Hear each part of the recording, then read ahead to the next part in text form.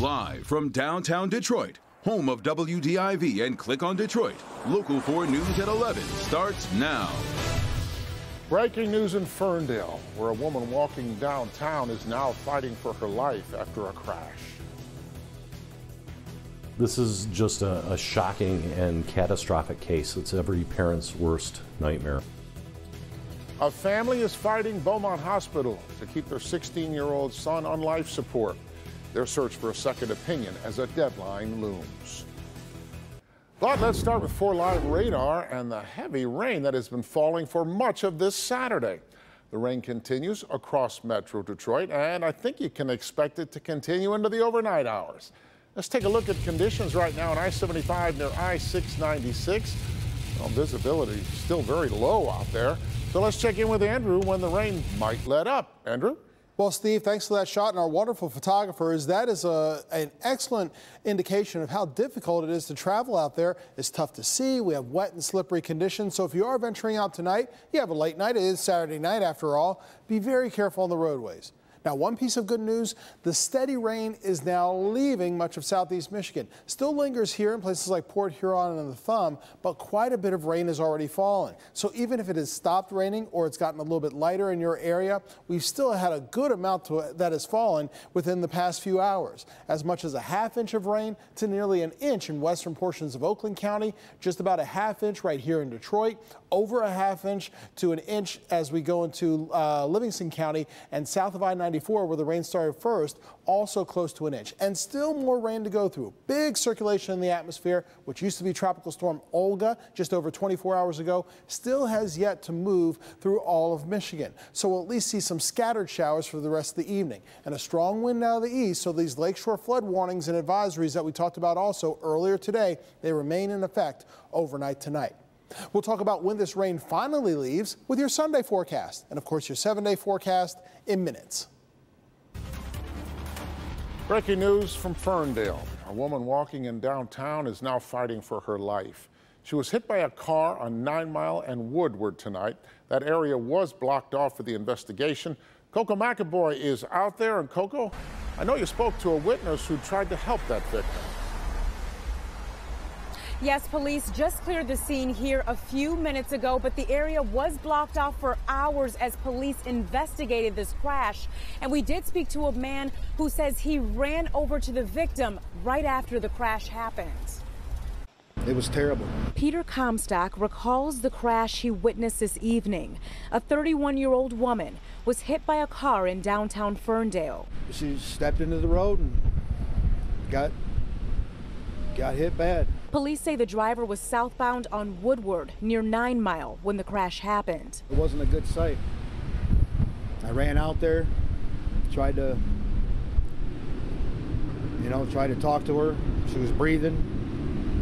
She was blinking her eyes. Police immediately started investigating, singling out pieces of evidence like a shoe the woman left behind in the road. The driver also stayed on scene, talking to investigators about what happened. Comstock says the woman tried crossing when there was a lot of traffic. It didn't seem like she could cross. There was just too many cars at a high rate of speed. The woman was sent to the hospital with life-threatening injuries. And now police are continuing their investigation to determine who had the right of way and what exactly caused the crash. And police are not releasing the victim's name at this time. We'll, of course, keep you updated as we learn more information. Reporting live this evening, I'm Coco McAvoy, Local 4. All right, thank you, Coco. A local family is fighting to keep their 16-year-old son on life support. He is Titus Cromer Jr. He's in a coma and on life support at Beaumont Hospital in Royal Oak after suffering an undisclosed injury last week. The hospital says he has lost all brain function, and they believe he cannot recover and plan to take him off life support on Monday. But the family wants another opinion and has hired an attorney. This injury was only 9 days ago, and you have a healthcare provider that's insisting that they remove life-saving treatment, and that's just wrong.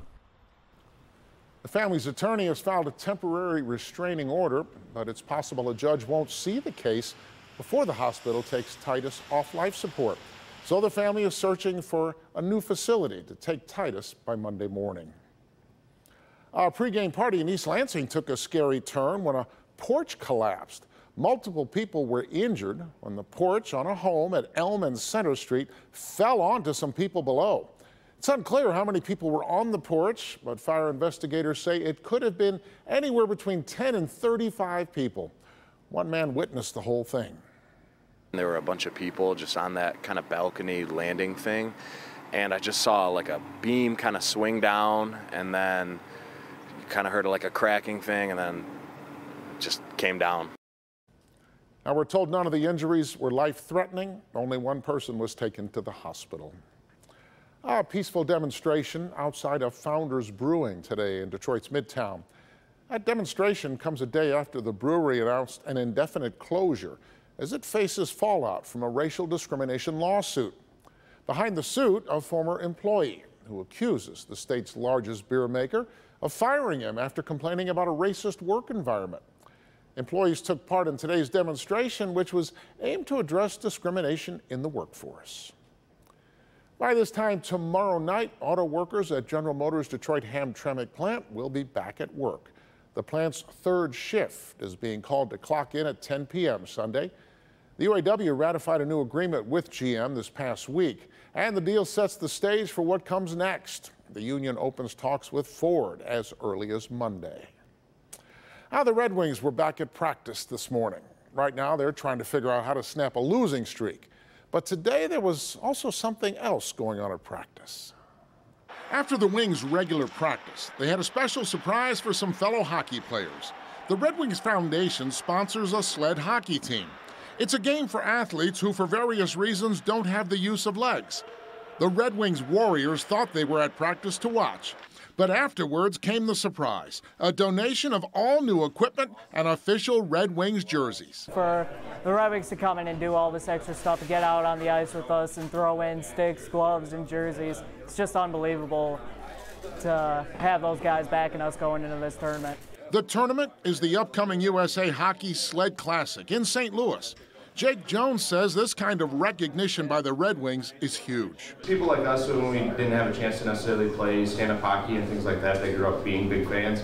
You know, it's ultimately a dream come true for us to be able to wear the wheel, represent the team, you know, in the best way we can. The current Red Wings said this takes hockey to a different level.